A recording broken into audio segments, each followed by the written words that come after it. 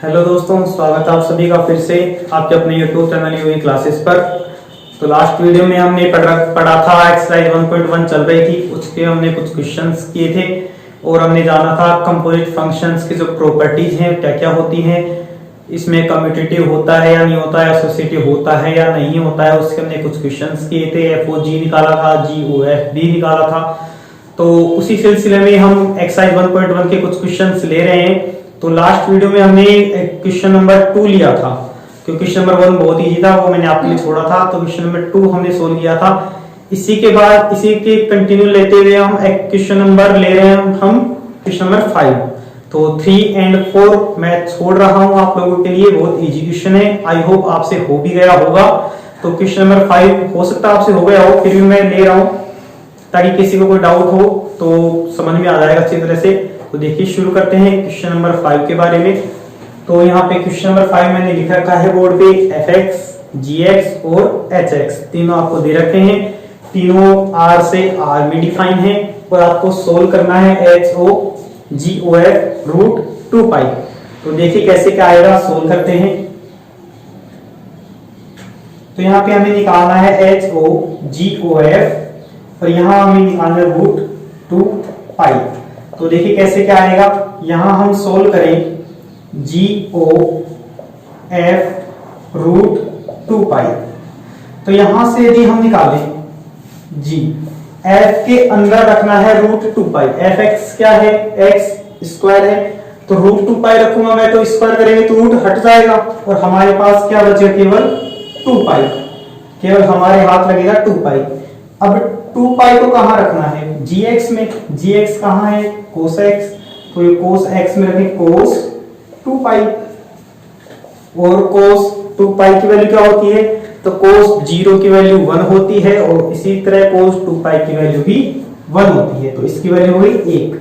और इसको यदि हम यहाँ पे रखें, कहां रखेंगे, यहाँ पे, तो ये बनेगा h1 आएगा हमारे पास 2 मल्टीप्लाई 1 प्लस 3। तो 2 1 2, 2 और 3 हो गए 5। तो इस प्रकार से इसका आंसर आएगा 5। तो समझ में आ गया होगा और आई होप आपने शायद हो सकता है पहले कर भी लिया हो। तो इसे फटाफट से कॉपी कीजिए, फिर चलते हैं नेक्स्ट क्वेश्चन पर।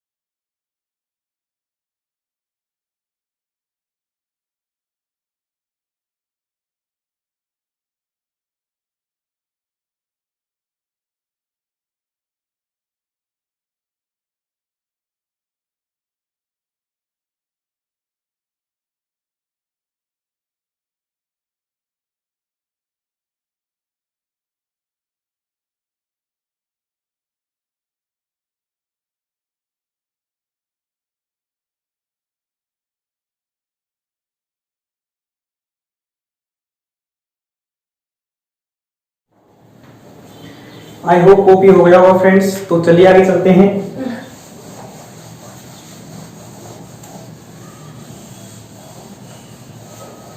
बाकी के जो बचे क्वेश्चन है आप लोग कर लीजिएगा, बहुत इजी हैं। तो हम अब नेक्स्ट टॉपिक पे चल रहे हैं और हमारा नेक्स्ट टॉपिक है इनवर्स फंक्शन, प्रतिलोम फलन।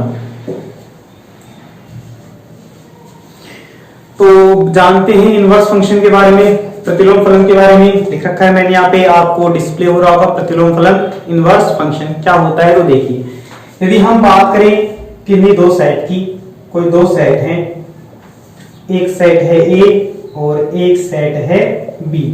तो यहाँ पे दो सेट है ए से बी में, मैंने यहाँ कुछ एलिमेंट डाल दिए इसके अंदर 1 2 3 ए बी एंड सी। तो 1 रिलेशन है बी से, 2 का ए से है, 3 का सी से है, मैंने कुछ भी ले लिया मन से एग्जांपल के तौर पर। देखिए, यदि मैं कहूं f1 की वैल्यू क्या आएगी, तो 1 की वैल्यू कितनी है, बी है, मतलब 1 बी से रिलेटिव में है। इसी टाइप से 2 की वैल्यू क्या आएगी, ए आएगी, और 3 की वैल्यू आएगी सी। तो यदि हम स्पेशल किसी एक एलिमेंट का इनवर्स निकालें, तो एक एलिमेंट का इनवर्स कैसे निकलेगा, यदि 1 बी से रिलेटिव में है, इसका मतलब क्या होगा, 1 इनपुट करने पर बी आउटपुट आएगा। तो इनवर्स की डेफिनेशन क्या है कि 1 की जो इमेज है वो बी बन रही है, तो इनवर्स क्या होगा, बी का जो इनवर्स आएगा वो क्या आएगा, 1 आएगा। तो यहां से यदि हम निकालें, यहाँ पे इनवर्स निकालें, तो क्या बनेगा, 1 बनेगा एफ इनवर्स बी, मतलब बी का जो इनवर्स आया वो क्या आया, 1 आया। तो 1 की इमेज बन रही थी बी, तो बी का इनवर्स हो गया 1। उसी टाइप से हम निकाले 2 की इमेज बन रही है ए, तो ए का इनवर्स निकाले तो क्या आएगा, यहां से 2 इक्वल टू एफ इनवर्स ए, मतलब 1 बी का इनवर्स हो गया 1, ए का इनवर्स हो गया 2, और इसी तरह से सी का इनवर्स निकालो क्या आएगा, 3 आएगा। तो ये है इनवर्स फंक्शन, किसी एक स्पेशल एलिमेंट का इनवर्स निकालना। तो अब हम देखते हैं इनवर्स फंक्शन के बारे में, कंप्लीट फंक्शन कैसे इनवर्स निकाला जाएगा और कैसे क्या सोल्व करना है। तो देखिए, शुरू करते हैं।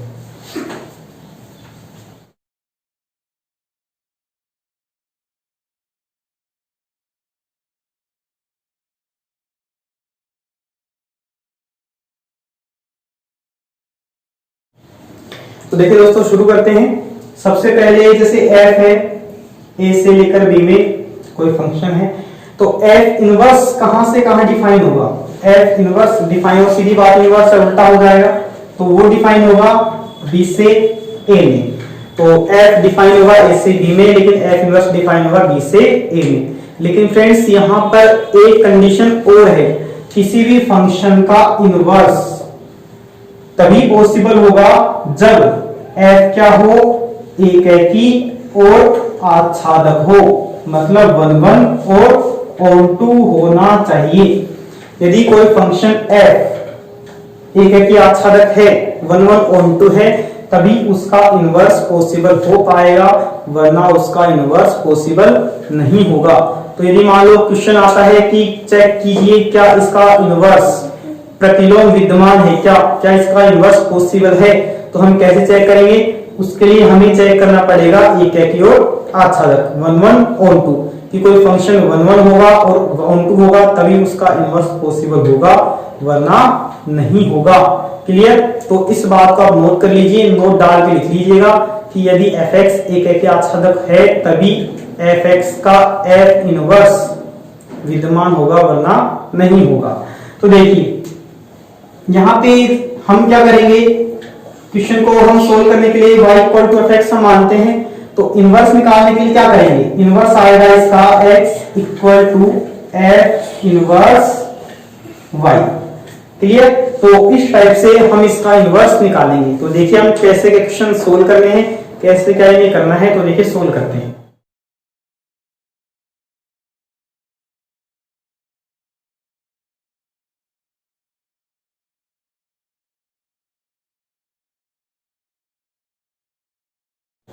तो देखिए दोस्तों, कुछ क्वेश्चंस लेने से पहले हम लेते हैं यहाँ पे एक छोटा टॉपिक और है, प्रॉपर्टीज ऑफ इनवर्स फंक्शन, प्रतिलोम फलन के जो गुणधर्म है उन्हें और देख लेते हैं फटाफट से। हालांकि ज्यादा काम तो नहीं आएंगे, फिर भी एक बार एक नजर देख लेते हैं। तो यहाँ फर्स्ट प्रॉपर्टी मैंने लिख रखी है, एकैकी आच्छादक फलनों का जो प्रतिलोम है वो अद्वितीय होता है। जो 1 1 ऑनटू जो फंक्शन आएंगे, जो 1 1 ऑनटू फंक्शन होगा उसका जो इनवर्स होगा वो यूनिक होगा, उसके जैसा कोई दूसरा नहीं मिलने वाला। ठीक है फ्रेंड्स। तो फर्स्ट प्रॉपर्टी है कि एकैकी आच्छादक फलन का जो प्रतिलोम होगा वो अद्वितीय आएगा। इसी टाइप से अब देखिए सेकंड प्रॉपर्टी पे चले हम, तो जो सेकंड प्रॉपर्टी है वो भी यहाँ पे डिस्प्ले हो रही होगी। आप इसे पहले अच्छे से पढ़ लीजिए, फिर इसके बारे में समझते हैं।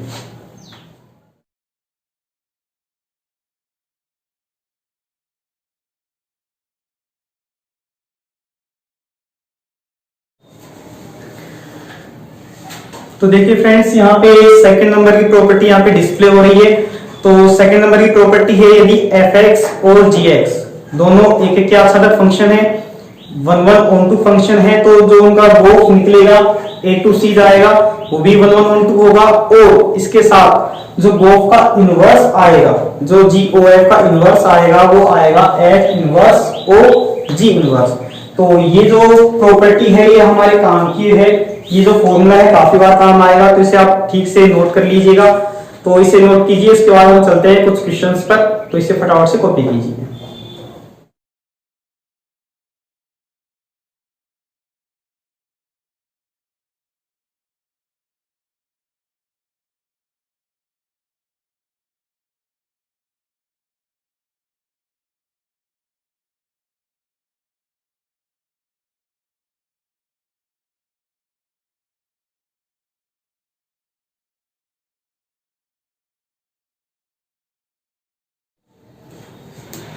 आई होप कॉपी हो गया होगा। तो चलिए चलते हैं क्वेश्चंस पर।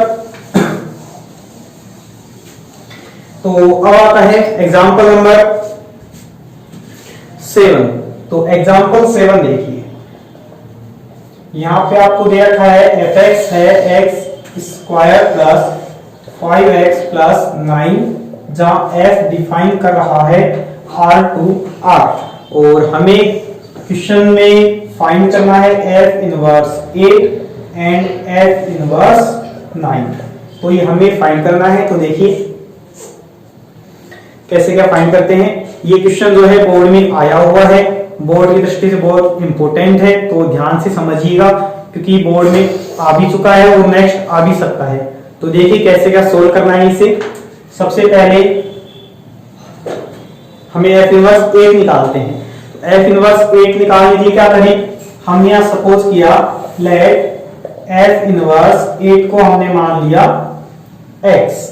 तो यहां हमने जो हमें फाइंड करना है f इनवर्स 8 को हमने सपोज कर लिया x। तो एक तरह से x की वैल्यू निकालनी है। तो देखिए कैसे क्या आएगी, सोल्व करें तो ये बनेगा 8 इक्वल टू fx इनवर्स उधर चला जाएगा, तो fx की वैल्यू यहां से पुट कर दीजिए। ये है x square plus 5x plus 9, और ये हमारे पास बन गई द्विघात समीकरण, क्वाड्रेटिक इक्वेशन। और इसको सोल्व करें तो ये बनेगा x square plus 5x plus 8 उधर जाएगा माइनस हो जाएगा 1 इक्वल टू 0। अब ये क्वाड्रेटिक इक्वेशन है, इसके फैक्टर नहीं हो रहे, इसके गुणनखंड तो हो नहीं रहे, तो इसलिए इसे हम सोल्व करते हैं किससे, श्रीधराचार्य फॉर्मूले से। तो देखिए सोल्व करते हैं इसे। तो फॉर्मूला पता है आपको, minus b plus minus root b square minus 4ac upon 2a। तो यहाँ रखें minus b plus minus root b square minus 4a and c upon में आएगा 2a। तो यहां से बना माइनस 5 प्लस माइनस रूट 25, 25 में से 4 गया 21 अपॉन 2। तो यहां से x की दो वैल्यू आ गई, पहली तो आ गई हाफ माइनस 5 प्लस रूट 21, और एक आ गई माइनस की हाफ, सॉरी एक आ गई हाफ माइनस 5 माइनस रूट 21। तो इस टाइप से x की दो वैल्यू आ गई। तो आई होप समझ में आ गया होगा, तो इसे कॉपी कीजिए।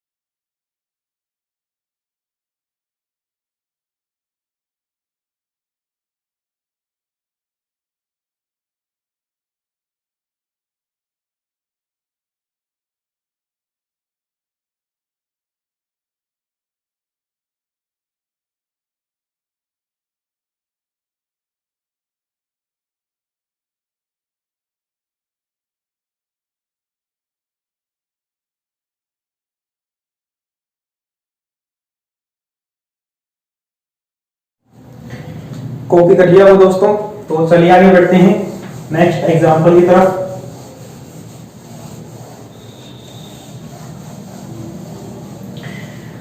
इसका जो एफ इनवर्स 9 निकालना है वो आप लोग सोल्व कर लीजिएगा, इसी टाइप से है, बहुत इजी है। तो और इसके अलावा जो एग्जांपल नेक्स्ट एग्जांपल है वो भी आपको ही सोल्व करना है, वो भी सेम टाइप का है, इसी प्रकार से सोल्व हो जाएगा। अब हम चल रहे हैं नेक्स्ट एग्जांपल नंबर 9 की तरफ। तो देखिए नवा एग्जांपल लेते हैं। एग्जांपल नंबर 9 है fx आपको दे रखा है 2x प्लस 3 r में डिफाइन कर रखा है, और हमें ये प्रूव करना है कि fx होगा 1 1 on 2 होगा, एक की ओर आच्छादक होगा, और हमें इसका इनवर्स भी फाइंड करना है। तो सीधी बात है, इनवर्स यदि हमें ये पूछता कि इनवर्स चेक कीजिए तो भी हमें 1 1 on 2 तो निकालना पड़ता, एक की आच्छादक, तो अभी भी हमें सोल्व करना पड़ता। तो डायरेक्टली क्वेश्चन ने पूछ ही लिया है, तो हमें पहले तो हम निकालेंगे 1 1 on 2, इसे प्रूव करेंगे और फिर हम इसका इनवर्स फाइंड करते हैं। तो देखिए शुरू करते हैं। तो सबसे पहले हम बात करते हैं यहाँ पे 1 1 की। हमें यहाँ पे इसे एक है कि प्रूव करना है, 1 1 प्रूव करना है। तो 1 1 कैसे प्रूव किया जाता है, देखिए हमने लास्ट लेक्चर में 1 1 on 2 के बारे में थोड़ा सा पढ़ा था कि 1 1 on 2 प्रूव करने के लिए हम क्या करते हैं, दो एलिमेंट मानते हैं x1 और x2। कहां मानते हैं, डोमेन में। डोमेन क्या है, R। तो यहाँ पे x1 और x2 दो एलिमेंट मानने हैं, और हमें सपोज करके चलना है, मानकर चलना है कि fx1 जो होगा वो fx2 के इक्वल होगा, और हमें लेकर आना है x1 बराबर x2। तो देखिए करते हैं, यहाँ पे हमने सपोज किया let x1 x2 belongs to R, दो एलिमेंट मान लिए। फिर हमने सपोज किया fx1 जो है fx2 के इक्वल होगा। अब रखते हैं, देखिए तो fx1 कहाँ है, fx ये है, तो x की जगह क्या पुट करना है, x1 रख दीजिए। यहाँ x की जगह x1 पुट किया, 2x प्लस 1 प्लस 3। fx में x2 पुट करना है, वो भी रख दीजिए, 2x2 प्लस 3। सोल्व करें, इक्वेशन है 3 से 3 कैंसिल हो गया, 2x1 इक्वल टू 2x2, 2 से 2 गया, x1 इक्वल टू x2। तो यही हमें प्रूव करना था कि यदि fx1 और fx2 बराबर होते हैं तो x1 x2 बराबर होना चाहिए। तो यहाँ लिखें f is 1 1। तो यहाँ पे क्या प्रूव हो गया कि fx क्या है, एक है कि फलन है। तो इस टाइप से हमें इसे 1 1 प्रूव करना है। अब यहाँ पे हम बात करें on 2 की, आच्छादक सिद्ध करते हैं। तो आच्छादक सिद्ध करें कि कैसे सिद्ध करते हैं आच्छादक के लिए। आच्छादक के लिए मैंने बताया था कि सहप्रांत और परिसर बराबर होने चाहिए, कोडोमेन और रेंज दोनों बराबर होंगे, मतलब बी का कोई भी एलिमेंट फ्री नहीं बैठना चाहिए, तभी वो आच्छादक होगा। अब यहाँ पे ए और बी से कोई मतलब ही नहीं है, फंक्शन है।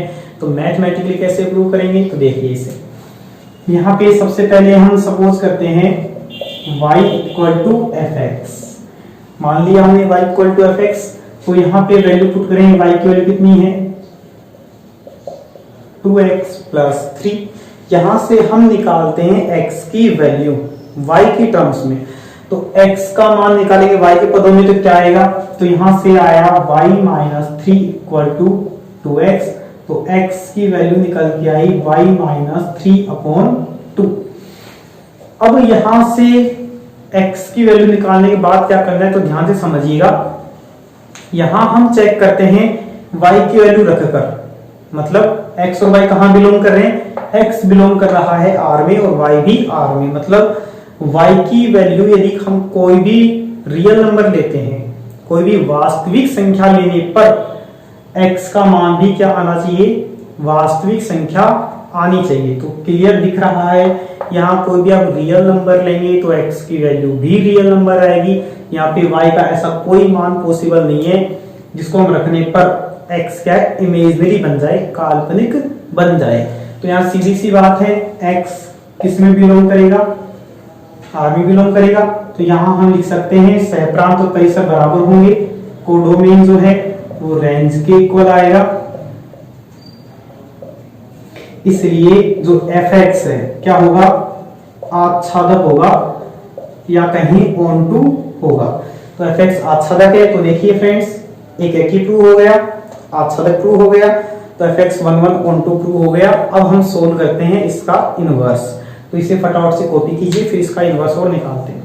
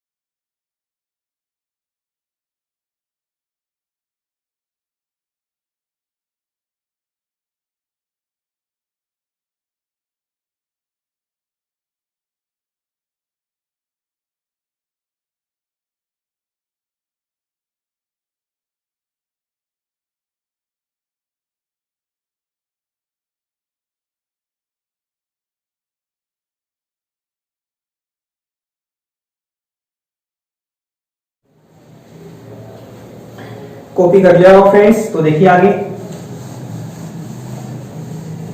यहाँ पे इसका इनवर्स फाइंड करते हैं। तो इसका इनवर्स निकालने के लिए क्या करना पड़ेगा, सबसे पहले हमें जो चेक करना था 1 ऑन 2 एक क्या आच्छादक आ चुका। अब यदि हम इसका इनवर्स निकालें तो इनवर्स फंक्शन के लिए हम क्या करेंगे, इनवर्स फंक्शन के लिए क्या करें, प्रतिलोम के लिए सेम प्रोसेस रहेगी, ऑन टू वाली ही प्रोसेस करनी है। तो हमें क्या सपोज करना है, लेट y इक्वल टू हमने मान लिया fx की वैल्यू पुट करनी है 2x प्लस 1, वही x की वैल्यू निकालनी है y के पदों में, तो x की वैल्यू निकाल लेंगे हम y के पदों में, आए y minus 3 equal to 2x, x आ गया यहां से y माइनस 3 अपॉन 2। अब सेम प्रोसेस है यहां तक, तो इसके आगे आप इनवर्स कैसे निकालें, तो x की वैल्यू रखेंगे, x की वैल्यू क्या है, x की वैल्यू यहां से आएगी क्या, x को हम लिख सकते हैं f इनवर्स y, तो यहां से x को हमने लिख दिया f inverse y equal to y minus 3 upon 2 लिख दिया। अब देखिए यदि f इनवर्स y बराबर y माइनस 3 अपॉन 2 है तो f इनवर्स x क्या आएगा, तो y को वापस से रिप्लेस करना होता है x से, तो इस टाइप से कंप्लीटली इनवर्स निकल के आया आपके पास x माइनस 3 अपॉन 2, तो ये कहाँ आएगा, r में ही बिलोंग करेगा। तो इस टाइप से इसका इनवर्स निकाला जाता है। तो दोस्तों इस क्वेश्चन को ध्यान से समझ लीजिएगा, फिर जो आगे के क्वेश्चन आएंगे उसमें हम इनवर्स डायरेक्टली सोल्व करेंगे। इसमें हम इतनी लंबी प्रोसेस नहीं करेंगे कि y को हमने fx माना है, फिर x की वैल्यू निकाली है, फिर x की जगह हमने f इनवर्स y रखा है, तो इतनी लंबी प्रोसेस हम नहीं करेंगे। जिस क्वेश्चन में केवल स्पेशली इनवर्स पूछेगा उसके लिए ही इतनी लंबी प्रोसेस चलेगी, बाकी जैसे अगले क्वेश्चन में या फिर और भी कुछ क्वेश्चंस आएंगे उसमें इनवर्स डायरेक्टली नहीं पूछ रहा, वो प्रूव करवा रहा है, तो उसमें डायरेक्टली ही हम इनवर्स निकालेंगे, उसमें हम इतना लंबा मेथड यूज नहीं करेंगे। तो ध्यान से समझिएगा और इसे कॉपी कीजिए, फिर चलते हैं आगे।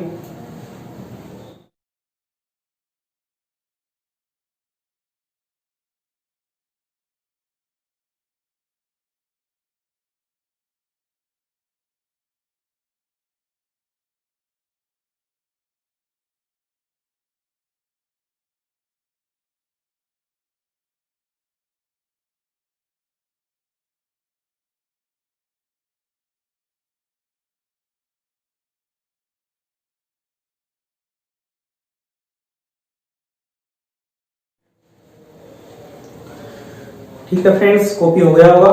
तो आज के लिए इतना ही काफी है, टाइम हो चुका है आज का हमारा। तो अब हम मिलेंगे नेक्स्ट वीडियो में। तो इस एक्सरसाइज 1.2 लगभग आपसे कुछ क्वेश्चन तो हो जाएंगे, तो उन्हें सोल्व कीजिएगा। और जो एग्जांपल्स हमने आज समझाया है उन्हें भी आप दोबारा देखिएगा, उस थ्योरी को आप दोबारा समझिएगा, ताकि कोई डाउट नहीं आए। और फिर भी कोई डाउट आता है तो हमें कमेंट बॉक्स में जरूर बताइएगा। ठीक है फ्रेंड्स, तो आज के लिए इतना काफी है। तो इस वीडियो को ज्यादा से ज्यादा लाइक, शेयर और सब्सक्राइब कीजिए और अपने दोस्तों को बताइए जो पढ़ना चाहते हैं और जिन्हें पता नहीं है, उन्हें भी इस वीडियो को शेयर कीजिए। Thank you.